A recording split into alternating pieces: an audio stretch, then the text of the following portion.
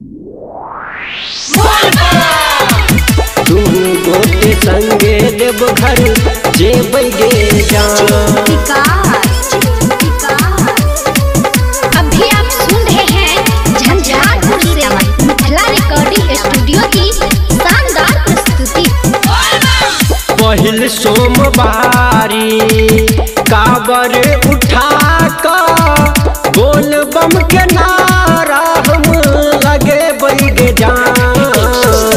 पहिल सोमवारी काबर उठा कर बोल बम के नारा हम लगे बैगे जान। अह बम बन के रस्ते में मिलबो दुनु गोटे संगे देव घर जेबै गे जान। अह बम बन का रस्ते में मिलबो दुनु गोटे संगे देव घर जेबै गे जान।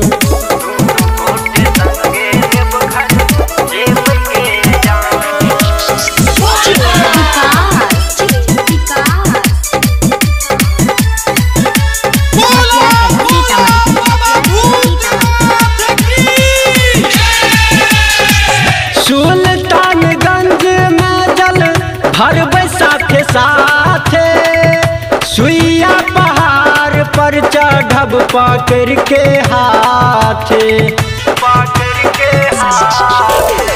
सुल्तानगंज में जल भरबै साथे साथे सुइया पहाड़ पर चढ़ब पकड़ के हाथे। बोल बम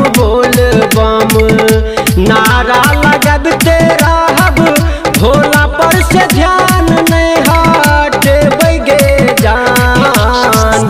अह जान बन का रस्ते में मिलबो दुनु गोटे संगे देव घर जेबै गे जान। अह बम बन का रस्ते में मिलबो दुनु गोटे संगे देव घर जेबै गे जान।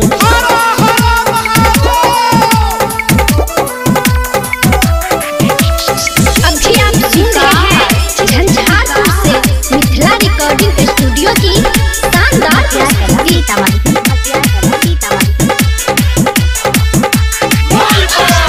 भोला बाबा के दुनु गोटे पैर पकड़बै विनती सुना के भोला के गोहर करबै।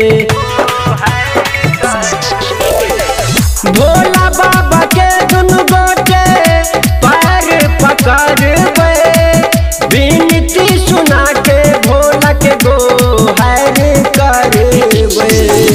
विकास राजा के विनती सुनियो भोला दानी सुमन के संगे गलाबे एबै गे जान।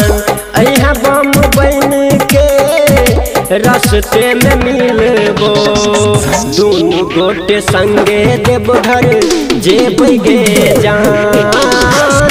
अह जान बन के रस्ते में मिलबो दुनु गोटे संगे देव घर जेबै गे जान। Presented by Mithila recording studio.